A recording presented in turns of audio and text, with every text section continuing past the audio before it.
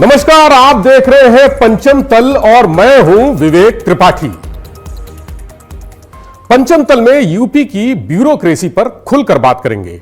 किस अधिकारी के कहां पर चर्चे हैं और अफसरशाही में अंदर खाने क्या कुछ चल रहा है, उस पर भी विस्तार से चर्चा होगी। सरकार में कौन से बड़े फैसले हुए और उनका क्या असर होगा, आने वाले समय में क्या कुछ बड़ा होने वाला है, इसकी जमीनी स्तर पर पड़ताल होगी। तो चलिए देखते हैं क्या कुछ खास है आज के पंचम तल में।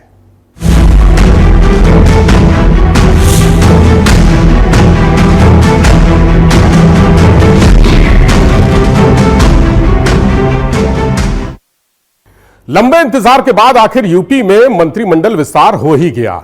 महीनों से राजनीतिक गलियारों में मंडराते आजकल के बादल आखिर छट ही गए। मुहूर्त निकला और 10 मई यानी रविवार दोपहर और शाम के बीच मंत्रियों ने शपथ ले ली और इसी के साथ यूपी में मंत्रिमंडल का 60 का कोटा पूरा हो गया। पूर्व मंत्री और पूर्व प्रदेश अध्यक्ष भूपेंद्र चौधरी को कैबिनेट मंत्री बनाया गया है। समाजवादी पार्टी से आए मनोज पांडे को भी कैबिनेट मंत्री बनाया गया है। राज्य मंत्री सोमेंद्र तोमर और अजीत पाल सिंह का प्रमोशन करते हुए उन्हें स्वतंत्र प्रभार का दर्जा दिया गया है। 4 नए राज्य मंत्री भी बनाए गए हैं। मंत्रिमंडल विस्तार में 2027 के चुनावी बिसात के हिसाब से मोहरे सेट किए गए हैं। हालांकि मंत्री बनने वालों के चेहरों पर वो चमक, वो खुशी, वो उत्साह, वो उमंग, वो तरंग नहीं दिख रही जो होनी चाहिए। अब आप पूछेंगे आखिर क्यों, ऐसा क्या हुआ? अरे भाई, मंत्री बन गए, सैलरी बढ़ गई, गाड़ियों का काफिला बढ़ गया, भौकाल हो गया, जलवा जलाल हो गया, तो फिर कमी क्या है? दरअसल नए नवेले माननीयों को अभी विभाग नहीं मिले हैं। रविवार को शपथ ली, सोमवार हो गया, मंगलवार आया, भंडारे चख लिए, बुधवार बीत गया, बृहस्पतिवार शुक्रवार किसी तरह कटा, अब शनिवार है और सबका धैर्य जवाब देने लगा है। माननीयों को चिंता अपनी प्रोफाइल की नहीं है, उन्हें फिक्र इस बात की है कि रोज दिन भर जनता पूछती है क्या मिला। रात को घर जाते हैं तो पत्नी बच्चों का चेहरा देखने की हिम्मत नहीं होती, क्योंकि उनकी आंखों में भी यही सवाल होता है, क्या मिला।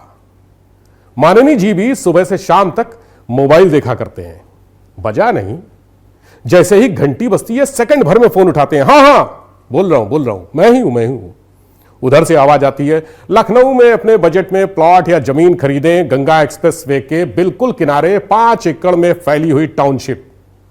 और इसके बाद तो मंत्री जी को ऐसा गुस्सा आता है जैसे दूर कहीं किसी ग्रह में ज्वालामुखी फटा हो। खैर, मंत्रिमंडल विस्तार हो गया है तो विभाग भी बट ही जाएंगे। फिलहाल तो चर्चा इस बात की है कि कौन कौन से विभाग खाली हैं और नए नवेले मंत्रियों को कौन कौन से विभाग मिल सकते हैं। विभागों की बात करें तो मुख्यमंत्री योगी आदित्यनाथ के पास सबसे ज्यादा 34 विभाग हैं, जिसमें नियुक्ति, कार्मिक, अवस्थापना, गृह विभाग, सूचना एवं जनसंपर्क विभाग, खनन, खाद्य एवं रसद, राज्य संपत्ति, आवास एवं शहरी नियोजन, नागरिक आपूर्ति, नागरिक उड्डयन, राजस्व, सतर्कता, खाद्य सुरक्षा एवं औषधि, राज्य कर एवं निबंधन जैसे विभाग शामिल हैं।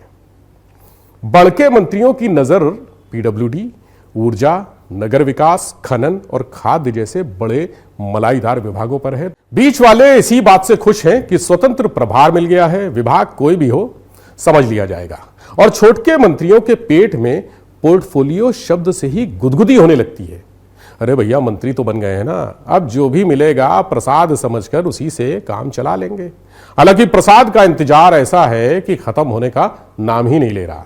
बीते 6 दिन में माननीयों का ब्लड प्रेशर हर घंटे ऊपर नीचे हो रहा है। शुगर कंट्रोल करने के लिए इंसुलिन पे इंसुलिन लेनी पड़ रही है। सबसे ज्यादा बेचैनी उन मंत्री को है जिनके लिए अगला चुनाव चुनौतियों से भरा है। समय कम है, भोकाल पूरा बनाना है, जनता को दिखाना भी है कि हम सिर्फ नाम के मंत्री नहीं हैं।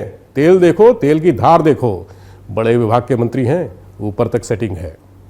योगी सरकार के दूसरे कार्यकाल का यह दूसरा मंत्रिमंडल विस्तार है। इसी कार्यकाल में भूपेंद्र चौधरी कैबिनेट मंत्री बने थे। उन्हें पंचायती राज जैसा बड़ा और महत्वपूर्ण विभाग मिला था। हालांकि 1 साल बाद ही भूपेंद्र चौधरी को प्रदेश अध्यक्ष बना दिया गया और उनका विभाग मुख्यमंत्री योगी आदित्यनाथ ने अपने पास रख लिया। वर्तमान में पंचायती राज विभाग पहले मंत्रिमंडल विस्तार में कैबिनेट मंत्री बनाए गए सुभाषपा के प्रमुख ओपी राजभर के पास है। इसी तरह पीडब्ल्यूडी का मंत्री जितिन प्रसाद को बनाया गया था, ब्राह्मण चेहरे हैं।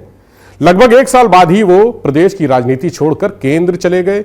ये विभाग भी मुख्यमंत्री के पास ही है। चर्चा है कि भूपेंद्र चौधरी या मनोज पांडे में से किसी को पीडब्ल्यूडी विभाग दिया जा सकता है। यह भी सुगबुगाहट है कि एके शर्मा, उनकी जिम्मेदारी थोड़ी कम की जा सकती है। ऊर्जा या नगर विकास में से कोई एक विभाग नए कैबिनेट मंत्रियों के हिस्से में आ सकता है। पोर्टफोलियो के इंतजार में जहां माननीयों का एक एक पल कटना मुश्किल हो रहा है, तो ब्यूरोक्रेसी में भी अजीब उलझन घिरी हुई है। अफसर सुबह ऑफिस पहुंचते हैं तो इंतजार करते हैं कि उनके करण अर्जुन कब आएंगे, वो नाम सामने कब आएंगे जिनके दिशा निर्देशों का उन्हें पालन करना है। ट्रांसफर सीजन की शुरुआत हो गई है। कई विभागों में फाइलें या तो रुकी हुई हैं या धीरे धीरे चल रही हैं, क्योंकि अफसरों को लग रहा है कि नए मंत्री जी आएंगे तो कहीं फाइलों में पुरानी नोटिंग देखकर भड़क न जाएं, फाइल उठाकर फेंक न दें। इसीलिए अफसरों ने ट्रांसफर पोस्टिंग समेत कई अहम फाइलें रोक रखी हैं। इसी बीच सीएम योगी का दिल्ली जाकर अमित शाह और नितिन नबीन से मिलना बांदा की तपती जमीन पर चेरा पूंजी की बारिश जैसा सुखद एहसास दे गया। पंचम तल के गलियारों में भटकते हुए सूत्रों का कहना है कि विभागों का बंटवारा इसलिए लंबा खिंच रहा है क्योंकि प्रदेश और केंद्र में आम राय नहीं बन पा रही थी। मुख्यमंत्री योगी आदित्यनाथ ने मंत्रियों के लिए जो विभाग तय किए थे उन पर केंद्रीय नेतृत्व मुतमईन नहीं था। महाराज जी विभागों के बंटवारे की चर्चा के लिए ही दिल्ली गए थे। फिलहाल मामला सुलझ गया है। 6 दिन को 6 सदियों की तरह काटने वाले माननीयों के फोन की घंटी जल्द बजेगी और फिर उनके घर पर भी ढोल नगाड़े गूंजेंगे। पेट्रोल डीजल के संकट को लेकर प्रधानमंत्री नरेंद्र मोदी ने ईंधन बचाने की अपील किया कि उत्तर प्रदेश की सत्ता और नौकरशाही के साथ साथ पूरा प्रशासनिक अमला ईंधन ऊर्जा बचाने के नए नए तरीके अपनाकर सोशल मीडिया पर अपनी उपस्थिति दर्ज कराने लगा। मंत्रियों और अफसरों ने अपनी गाड़ियों की फ्लीट के वाहन कम कर दिए। किसी मंत्री ने 10 गाड़ियों का काफिला घटाकर 5 कर दिया तो कोई इलेक्ट्रिक व्हीकल पर चलने लगा। कोई मंत्री साइकिल चलाने लगा तो कुछ ऐसे उत्साही आईएएस अफसर भी दिखे जो घर से पैदल अपने दफ्तर जा रहे थे। संदेश देने की कोशिश की जा रही है कि देश संकट में है, सुविधाएं त्यागनी पड़ी तो हम पीछे नहीं हटेंगे। यह सब कुछ हो ही रहा था कि पंचम तल पर बैठे कुछ अफसरों के सामने अपने नंबर बढ़ाने के लिए बाबुओं के एक दल ने साइकिल से दफ्तर आने का आइडिया पेश कर दिया। अब सब अपने अपने नंबर बढ़ा रहे हैं तो बाबू कहां से पीछे रहते। एक बाबू ने कहा, साहब कल से हम लोग भी साइकिल से ऑफिस आएंगे। यह सुनते ही पंचम तल के उस बड़े से कमरे में सन्नाटा छा गया। सब लोग एक दूसरे का मुंह ताकने लगे। बड़े वाले साहब ने पहले साइकिल का आइडिया देने वाले बाबू को घूरा, फिर उसके साथ खड़े स्टाफ के बाकी लोगों पर नजरें घुमाई। साहब थोड़ा चिंता मग्न हो गए। कमरे में लगे 8 टीवी, छत पर फरफराता हुआ पंखा, मेज पर रखी फाइलों के पुलिंदे से लेकर इंटरकॉम और गुलदस्ता तक सब देख डाला। इस बीच एक दूसरा कर्मचारी फुसफुसाया, तेल बचाना है लेकिन तेल लगाना भी जरूरी है ना सर। बात तो उसकी भी सही है। इसी बीच सुझावों की झड़ी लग गई। किसी ने कहा पैदल चलो, कोई बोला तांगा भी ठीक है। बड़े दिन हो गए उसमें बैठे। एक आवाज आई, 2 दिन की छुट्टी दीजिए, हम गांव से बैलगाड़ी ले आते हैं, उससे ही चला जाएगा। कोई घोड़ा दौड़ाने की बात कहने लगा। कुल मिलाकर सब कुछ करना है लेकिन साइकिल नहीं चलानी है, देश कितने ही संकट में क्यों ना हो। यह तो थी प्रस्तावना। कहानी अब शुरू होती है। दरअसल साइकिल कोई साधारण या आम जनता का वाहन नहीं है। यह उत्तर प्रदेश के प्रमुख विपक्षी दल समाजवादी पार्टी का चुनाव निशान भी है। उत्तर प्रदेश की सत्ता और साइकिल का रिश्ता बड़ा अजीब है। साइकिल सड़क पर दिख जाए तो ट्रैफिक पुलिस वाला भी उसे सामान्य वाहन मानता है, लेकिन सत्ता के गलियारों में वही साइकिल राजनीतिक प्रतीक बन जाती है। पेट्रोल डीजल के बढ़ते दामों ने आम आदमी की मजबूरी को साइकिल की तरफ ढकेला जरूर है, मगर यूपी की ब्यूरोक्रेसी और सत्ता पक्ष के नेताओं के सामने नई दिक्कत खड़ी हो गई है। उन्हें लग रहा है कि अगर सरकारी कर्मचारी साइकिल का इस्तेमाल करने लगे, ऑफिस आने जाने लगे, बाजार जाने लगे, सब्जी खरीदने लगे, बच्चों को साइकिल में घुमाने लगे, तो विपक्ष के कंधे तो तन जाएंगे। अखिलेश यादव समेत तमाम सपा नेता साइकिल के प्रति लोगों की आवश्यकता को जनता का सपा के प्रति झुकाव बताते हुए सोशल मीडिया पर अभियान चलाने लगेंगे। उनको लग रहा है कि अगर लोग साइकिल चलाने लगेंगे तो कहीं इसका फायदा समाजवादी पार्टी को ना मिल जाए। माहौल चुनावी तो है ही ना भाई। पंचम तल के अलावा और भी कई बड़े कमरों में ईंधन बचाने के लिए छोटी दूरी पर साइकिल का इस्तेमाल बढ़ाने का सुझाव दिया गया, लेकिन साइकिल का नाम आते ही कमरों में ऐसा सन्नाटा पसरा जैसे किसी ने कैबिनेट बैठक में लाल टोपी पहनकर एंट्री मार दी हो। मंत्रियों अफसरों के इस डर को और हवा तब मिली जब अखिलेश यादव ने अपने एक्स अकाउंट पर साइकिल चलाते हुए अपना ही कार्टून पोस्ट करते हुए लिखा, आगे बढ़ना है तो साइकिल ही विकल्प है। अखिलेश यादव की इस पोस्ट के बाद चाहे नेता, विधायक, मंत्री हो या फिर पंचम तल से लेकर जिलों में तैनात अफसर, सब साइकिल से परहेज कर रहे हैं। कोई पैदल चल रहा है तो कोई ईवी, ई रिक्शा या बुलेट पर सवार दिख रहा है। और तो और 2 दिन पहले तक साइकिल चलाते हुए वीडियो बनवाने वाले मंत्री जी ने इस द्विचक्रिका से दूरी बना ली है। ब्यूरोक्रेसी के गलियारों में यहां तक चर्चा है कि अगर किसी अफसर ने साइकिल से सचिवालय पहुंचने की गलती कर दी तो शाम तक सोशल मीडिया पर उसका फोटो समाजवादी पार्टी के प्रचार पोस्टर में बदल जाएगा। कैप्शन होगा, देखिए अब अफसर भी समझ गए हैं आगे बढ़ना है तो साइकिल ही विकल्प है। अफसरों को यह डर इस कदर सताने लगा कि कहीं दफ्तर आते जाते उनकी तस्वीर वायरल ना हो जाए और विपक्ष से जनता का साइकिल प्रेम घोषित ना कर दे। सत्ता पक्ष के नेताओं की चिंता और भी गहरी है। उनका मानना है कि अगर सरकारी बाबू, मंत्री और कर्मचारी साइकिल से चलने लगे तो जनता को संदेश जाएगा कि अब विकास का पहिया नहीं, साइकिल का पहिया घूम रहा है।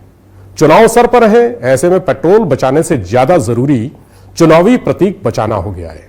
अब बेचारे मंत्री और अफसर असमंजस में हैं कि वो पेट्रोल बचाएं या राजनीतिक शंकाओं से बचें। सभी इस मुसीबत से बचने के उपाय तलाश रहे हैं। हालात ऐसे हैं कि यूपी में साइकिल अब सिर्फ 2 पहियों का वाहन नहीं रही, बल्कि वैचारिक परिवहन बन चुकी है। सरकारी कर्मचारी अगर पैदल चले तो फिटनेस मिशन, इलेक्ट्रिक स्कूटर चलाएं तो ग्रीन एनर्जी, लेकिन साइकिल चला ले तो तुरंत राजनीतिक विश्लेषण शुरू हो जाता है। कुल मिलाकर जनता पेट्रोल के दाम से परेशान है और सत्ता साइकिल के नाम से। फर्क बस इतना है कि अगर साइकिल आम आदमी के लिए जरूरत है तो राजनीति के लिए खतरे की घंटी। पंचम तल में मैं वैसे तो बात ब्यूरोक्रेसी और पॉलिटिक्स की करता हूं, लेकिन देश के तीसरे सबसे बड़े राजनीतिक दल समाजवादी पार्टी के परिवार में बीते दिनों जो भी हुआ उसका जिक्र ना हो तो मुझे कुछ अधूरा सा लगेगा। मैं बात कर रहा हूं प्रतीक यादव की, समाजवादी पार्टी के मुखिया अखिलेश यादव के सौतेले भाई और यादव परिवार का एक अहम हिस्सा। प्रतीक यादव समाजवादी पार्टी के संस्थापक स्वर्गीय मुलायम सिंह यादव की दूसरी पत्नी साधना गुप्ता के बेटे थे। समाजवादी पार्टी के वर्तमान मुखिया अखिलेश यादव के सौतेले भाई बचपन से लेकर अपने अंतिम समय तक परिवार से जुड़े तमाम विवाद प्रतीक के खाते में रहे। फिर प्रतीक यादव का असमय निधन हो गया बुधवार सुबह। दुनिया से सबको जाना है, कोई जल्दी जाता है, कोई देर से जाता है, कोई जिंदगी जी कर जाता है, कोई जिंदगी हार कर जाता है, कोई चाह कर जाता है, कोई कष्ट से जाता है, किसी का समय पूरा हो जाता है तो किसी की अकाल मृत्यु हो जाती है। लेकिन प्रतीक जिस तरह से गए और जिस तरह से उनकी अंतिम विदाई हुई वो चर्चा और बहस का विषय बनी हुई है। चर्चा और बहस क्यों? क्योंकि उनके निष्प्राण शरीर का अंतिम संस्कार हिंदू धर्म, हिंदू शास्त्र और हिंदू मान्यताओं के हिसाब से नहीं हुआ। प्रतीक यादव की चिता को उनके ससुर अरविंद सिंह बिष्ट ने मुखाग्नि दी। ससुर ने मुखाग्नि क्यों दी, इस मुद्दे पर उत्तर प्रदेश की राजनीति और धार्मिक जगत में गंभीर बहस छिड़ गई है। सवाल अंतिम संस्कार का नहीं है, सवाल अंतिम संस्कार से जुड़ी उस धार्मिक व्यवस्था, परंपरा और मर्यादा का है जिसे सनातन धर्म सदियों से मानता आया है। प्रतीक यादव भले ही यादव परिवार के लिए सौतेले हों, लेकिन जब जब उन्हें परिवार की जरूरत हुई सब साथ में खड़े रहे। प्रतीक बीमार हुए, अस्पताल में भर्ती हुए, तब अखिलेश यादव उनसे मिलने, उनका हाल चाल लेने अस्पताल पहुंचे। अस्पताल में अखिलेश यादव ने प्रतीक से कहा, अपने स्वास्थ्य का ख्याल रखो। और जब प्रतीक यादव का निधन हुआ तो भी अखिलेश यादव परिवार के पहले शख्स थे जो हर पल साथ थे। उनकी पत्नी और प्रतीक की भाभी डिंपल यादव, प्रतीक के चाचा शिवपाल सिंह यादव, भाई धर्मेंद्र यादव, तेज प्रताप यादव, आदित्य, सब सुबह से रात तक घर पर अपर्णा और उनकी दोनों बेटियों का ख्याल रखते रहे। अखिलेश पोस्टमार्टम हाउस पहुंचे, फिर कुछ घंटे बाद घर जाकर उनके पार्थिव शरीर को श्रद्धांजलि दी। अगले दिन अखिलेश यादव घाट पर भी पहुंचे जहां अंतिम संस्कार हो रहा था। लखनऊ के उस घाट पर जहां उनके सौतेले भाई प्रतीक की चिता जल रही थी, अखिलेश यादव परिवार के सदस्य प्रतीक यादव की छोटी बिटिया को अपने बगल में बैठाकर बहला रहे थे, उससे बातें कर रहे थे, उसको चॉकलेट खिला रहे थे ताकि वो मासूम बच्ची इस छोटी सी उम्र में दुनिया की कड़वी हकीकत को ना ही जाने तो बेहतर है। मैं सब इसलिए बता रहा हूं क्योंकि तमाम पारिवारिक विरोधाभासों, असहमतियों और मनमुटावों के बीच भी यादव परिवार के किसी भी शख्स ने प्रतीक की चिता को मुखाग्नि नहीं दी, या फिर शायद उन्हें यह मौका ही नहीं दिया गया। धर्मशास्त्रों के जानकार कहते हैं कि अंतिम संस्कार सिर्फ कर्मकांड नहीं, सामाजिक संदेश भी होता है। चिता को मुखाग्नि कौन दे रहा है, इससे परिवार में संबंधों की स्थिति और संबंधों के महत्व का पता चलता है। मुखाग्नि देना परिवार के सदस्य की जिम्मेदारी का प्रतीक भी माना जाता है। बड़े राजनीतिक और सामाजिक घरानों में इस तरह के फैसलों को बड़ी बारीकी से देखा जाता है, इस पर इसकी नजर रहती है, वैसे ही जैसे प्रतीक के अंतिम संस्कार पर सबकी निगाहें थी। वैसे भी हिंदू धर्म में अंतिम संस्कार केवल एक सामाजिक रस्म नहीं बल्कि आत्मा की मुक्ति से जुड़ा संस्कार माना गया है। गरुड़ पुराण, धर्मशास्त्रों और स्मृति ग्रंथों में मुखाग्नि देने के अधिकार को बिल्कुल स्पष्ट तरीके से परिभाषित किया गया है। सामान्यतः यह अधिकार सबसे पहले पुत्र, उसके बाद निकट रक्त संबंधियों को दिया गया है, यानी पिता, बेटा, बेटी, पत्नी, भाई, चाचा या नजदीकी पारिवारिक सदस्य। प्रतीक यादव भले ही परिवार के सौतेले सदस्य हों, लेकिन पूरा परिवार उन्हें अपना मानता था। प्रतीक के अपने परिवार में भी पत्नी अपर्णा यादव और 2 बेटियां हैं। बात अगर अंतिम संस्कार की करें तो प्रतीक की पत्नी अपर्णा यादव या उनकी बेटियां चिता को अग्नि दे सकती थीं। प्रतीक यादव के बड़े भाई अखिलेश यादव या अखिलेश के बेटे अर्जुन या फिर यादव परिवार के दूसरे सदस्य जो प्रतीक के निधन के बाद बड़े और छोटे भाई के तौर पर सारी व्यवस्थाएं देख रहे थे, वो भी अग्नि दे सकते थे। लेकिन ऐसा क्या हुआ जो प्रतीक की चिता को न उनकी पत्नी अपर्णा ने अग्नि दी, न उनकी बेटियों ने, न अखिलेश यादव ने, न उनके बेटे अर्जुन और परिवार के अन्य लोगों ने। धर्म विरुद्ध और शास्त्र विरुद्ध जाकर प्रतीक की चिता को उनके ससुर अरविंद सिंह बिष्ट ने अग्नि दी। गरुड़ पुराण में लिखा है कि अंतिम संस्कार में मृतक के सपिंड अर्थात रक्त संबंधियों का प्रमुख स्थान और अधिकार होता है। मनुस्मृति और याज्ञवल्क्य स्मृति में भी अंतिम संस्कार के दायित्व को परिवार और कुल के भीतर ही बताया गया है। धर्मशास्त्रों के जानकार मानते हैं कि ससुर और दामाद का संबंध सम्मान और सामाजिक रिश्ते का होता है, लेकिन वो गोत्र और वंश की उस श्रेणी में नहीं आता जिसे अंतिम संस्कार का प्राथमिक अधिकारी माना गया हो। हालांकि कुछ विद्वान ये भी कह रहे हैं कि शास्त्रों से अधिक महत्वपूर्ण है परिवार की इच्छा और परिस्थितियां। लेकिन यहां यह सवाल भी उठता है कि आखिर ऐसी कौन सी परिस्थितियां थी जो ऐसा निर्णय लिया गया। आखिर ऐसे कौन से हालात बने कि न पत्नी ने मुखाग्नि दी, न उनकी बेटियों ने, न बड़े भाई अखिलेश यादव ने और न ही यादव परिवार के अन्य सदस्यों ने। राजनीतिक गलियारों के लिए अंतिम संस्कार का यह मामला सामान्य नहीं है, क्योंकि यह किसी साधारण परिवार का नहीं बल्कि उत्तर प्रदेश के सबसे बड़े राजनीतिक परिवारों में से एक यादव परिवार से जुड़ा है। चर्चा यह भी है कि अपर्णा यादव समाजवादी पार्टी को छोड़कर भारतीय जनता पार्टी में शामिल हुई हैं। यादव परिवार का मुख्य राजनीतिक केंद्र समाजवादी पार्टी है। ऐसे में राजनीतिक विरोधी इस मामले को सिर्फ धार्मिक परंपरा नहीं बल्कि परिवार के भीतर की दूरियों और बदलते समीकरणों से जोड़कर भी देख रहे हैं। राजनीतिक गलियारों में चर्चा है कि क्या यह सिर्फ एक धार्मिक प्रक्रिया थी या फिर परिवार के भीतर मौजूद दूरियों और असहज रिश्तों की सार्वजनिक अभिव्यक्ति। यह भी कहा जा रहा है कि क्या परिवार के भीतर कोई ऐसा मतभेद था जिसे सार्वजनिक नहीं किया गया, या फिर धार्मिक परंपराओं से ऊपर किसी निजी निर्णय को प्राथमिकता दी गई। इस फैसले के पीछे क्या सिर्फ भावनाएं थी या फिर रिश्तों और राजनीति की कोई अनकही कहानी। मामला चर्चा में इसलिए भी है क्योंकि यादव परिवार हमेशा खुद को सामाजिक परंपराओं और भारतीय संस्कारों का प्रतिनिधि बताता रहा है। ऐसे में उसी परिवार में शास्त्रों से अलग जाकर हुआ यह अंतिम संस्कार लोगों के बीच असहजता पैदा कर रहा है। धर्माचार्यों का एक वर्ग इसे सनातन परंपरा से विचलन बता रहा है। हमने कई धर्माचार्यों से बात की, उनका कहना है कि अगर परिवार के पुरुष सदस्य उपलब्ध थे तो उन्हें मुखाग्नि देने की जिम्मेदारी निभानी चाहिए थी। वहीं कुछ लोग ये तर्क भी दे रहे हैं कि बदलते समय में अंतिम संस्कार को लेकर परिवार अपनी सुविधा और इच्छा से निर्णय ले सकता है। हालांकि विरोध करने वालों का कहना है कि यदि धार्मिक रीति रिवाजों को केवल सुविधा के हिसाब से बदला जाएगा तो फिर शास्त्रों और परंपराओं की प्रासंगिकता पर ही सवाल खड़े हो जाएंगे।